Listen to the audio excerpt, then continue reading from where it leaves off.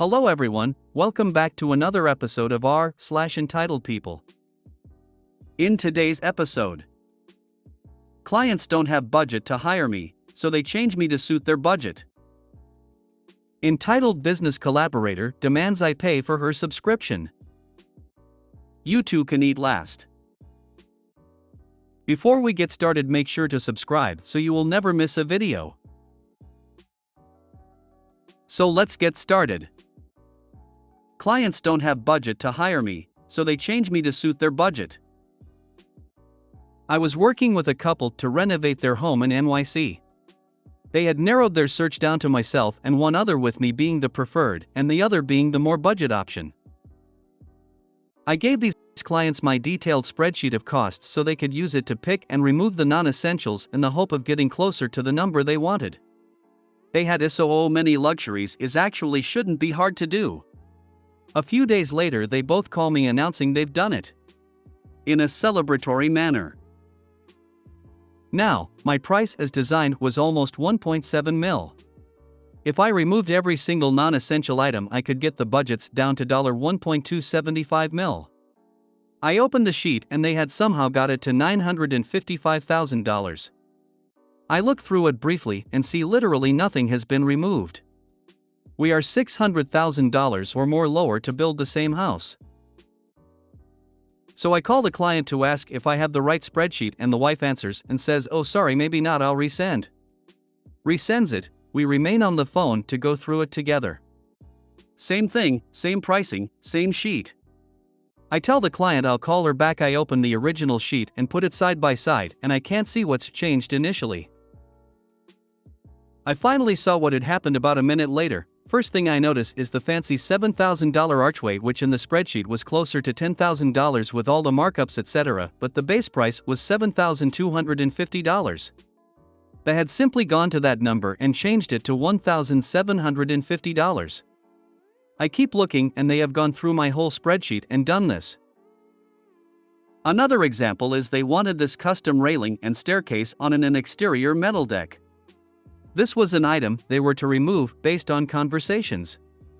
This was $25,000 or so, but they had changed it to $8,000. There were so many examples of this. I call the client still confused, thinking maybe they had thought, "Oh, we won't spend $10K on the fancy archway, we will have you just do whatever $2K can buy us." I ask what had happened and they said, "Client, we just adjusted some numbers until we came up with our budget." Okay, to be clear then, in the areas you've lowered my numbers you're expecting less, correct? For example, the archway, you want me just to put a regular trim detail there or whatever $1,750 can buy? Client, sounding confused, no, we still want the archway. Why? Hang on, so you're still expecting the details as they're drawn in the bid set? Husband joined call around here.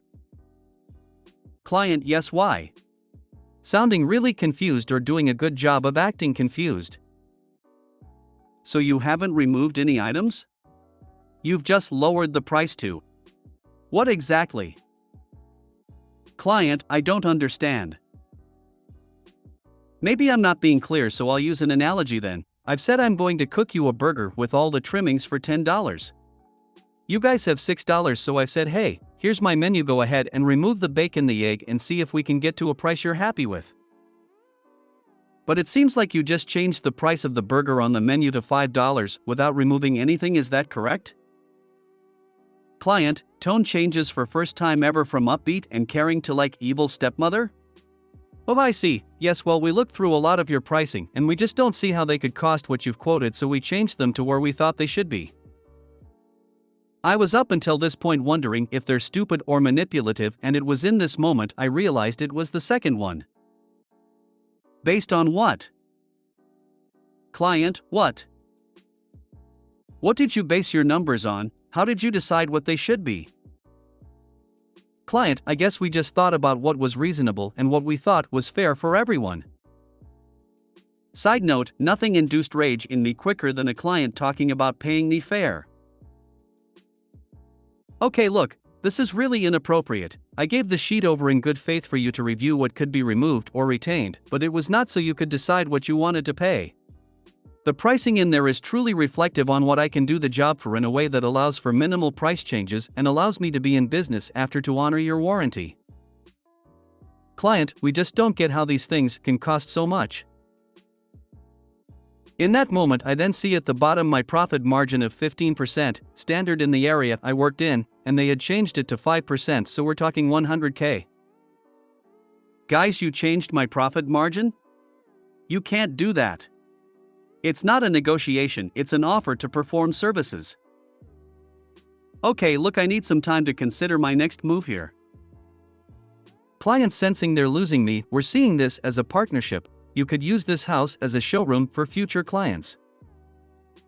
I see every job as a partnership, but ultimately it's your house. Almost all of my old clients allow me to show their home.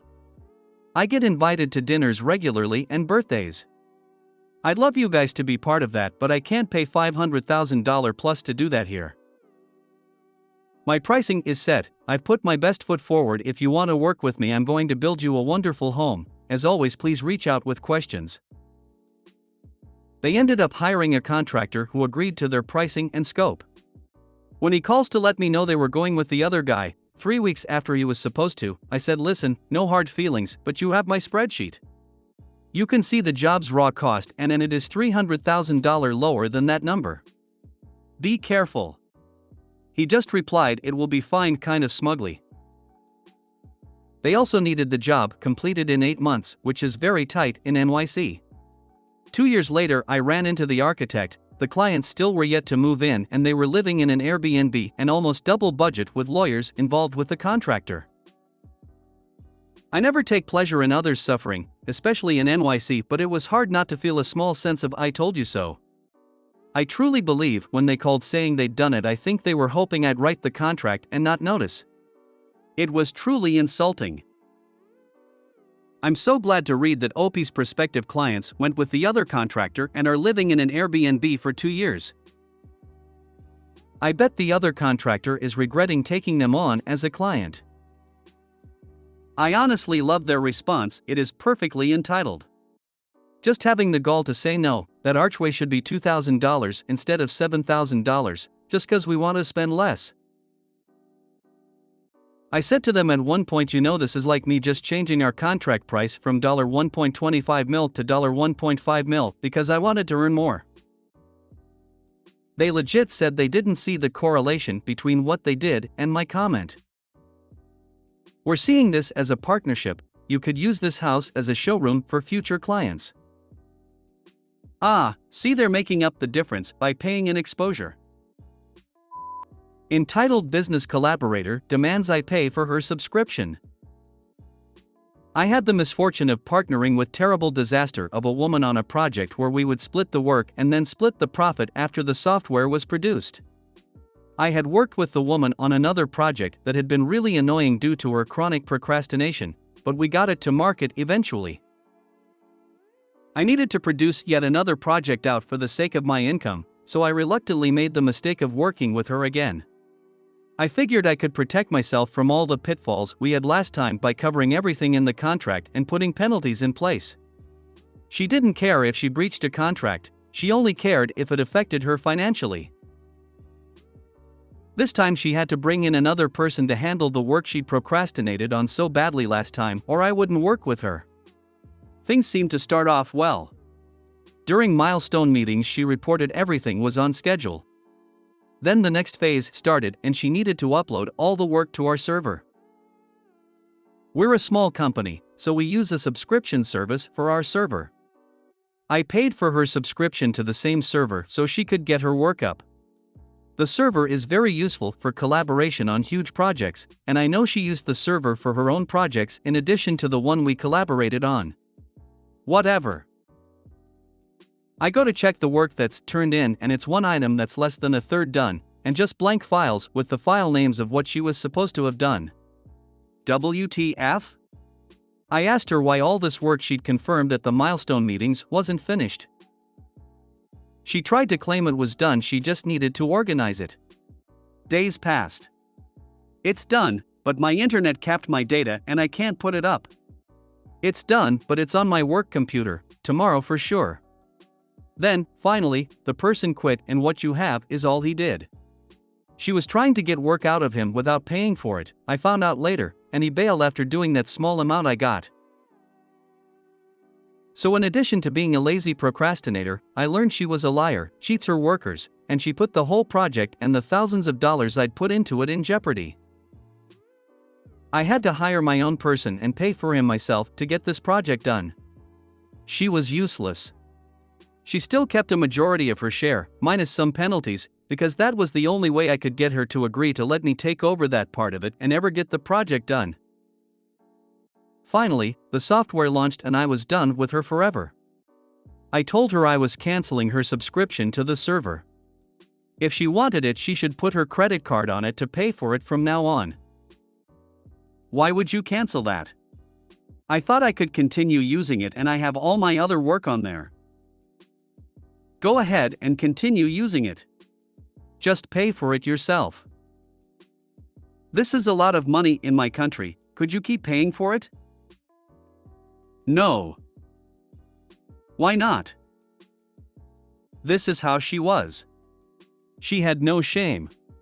She felt she could get whatever she wanted if she just harassed people so much that they would eventually just cave to her. And unfortunately, I'd had to cave to her in the past for the sake of the project, so she figured I'd do it again. I refused to engage further on this and told her to take her stuff off the server or pay for the subscription herself. Well, I'm not changing the credit card because I didn't know you would cancel it on me. I need at least 6 more months. I didn't engage with her. I had used a virtual card that I could turn on and off because I knew better than to trust her to cancel the service. Also, this ensured she couldn't use the card anywhere else. I shut the card off. The next month, I can't get any of my files from the server. What's going on? You couldn't even give me another month. I am never going to work with her again. I'm finished working with her now. I blocked her. Then had to block her email too because she wouldn't give up. Pay for your own server subscription. You did mention you put in safety protocols for pitfalls you've dealt with this woman before. Why would you go for working with her again? Couldn't you have just hired another person from the get-go? I'm trying to understand the full backstory on this. You two can eat last.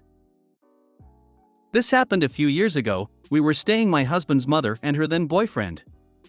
I was job hunting every chance I got and writing stories in between. I was aware we were not welcome and we were staying in a guest room. Thanksgiving came, and while it wasn't that great, my parents wanted us to come up for the holiday. Our friend was also invited since his family was not in town. We were at the house talking to mother-in-law's boyfriend's family. Their youngest was around our age and a gamer. He asked if he could play my .hack video game, which was fine. We found out later we were being made fun of for having a game system, and the games we had, Legends of Mana, DDR, .hack series, Persona 3, and so on. Sitting down, I realized something with the way we were being treated. My husband and I were forced to eat last. All of mother-in-law's boyfriend's family was allowed to eat first. I went to get a drink and was stared at because I was then asked by mother-in-law's boyfriend, "What are doing? You have to wait till we're served, we're older." I was thirsty. I poured the can of soda out and went to get my game system and games, basically unplugging it and taking it back to my room. My husband's friend took the cue we weren't welcome. I asked to go to my parents and called them. We left after a small chat with mother-in-law, who was furious that we were made to eat the scraps of the meal. My parents and sister heard about what happened and were not impressed. My mother made a great effort to make everyone welcome at her table. She and my husband don't always get along, but he told her what was happening at the house since we were there. I was able to get a job the following week, and also made it a mission to work every Thanksgiving to avoid this kind of BS. Heck, the Walmart worked at had food catered for Thanksgiving and most holidays since some of us had this experience. I was glad that mother-in-law broke up with that guy and also abandoned his family. The fact they made fun of my husband and I for at least trying to work and also gaming for me was a stress reliever. I never celebrated Thanksgiving since that incident and never will. I always make sure my work knows I work 90% of all holidays. I don't like to overindulge and view this incident as a reason to be frugal. I'm so glad that she got rid of that loser and his family. For a second I thought Amiel was on board. Glad it didn't turn out that way. Yeah, this was the final straw that the relationship wasn't going to last. I would have also left. I don't understand their problem with you being a gamer. I am 67M and play games on both my PC and phone. My wife is also a gamer, plays on the Xbox and Switch. It sounds like Miel's boyfriend's folks were total $dollar holes.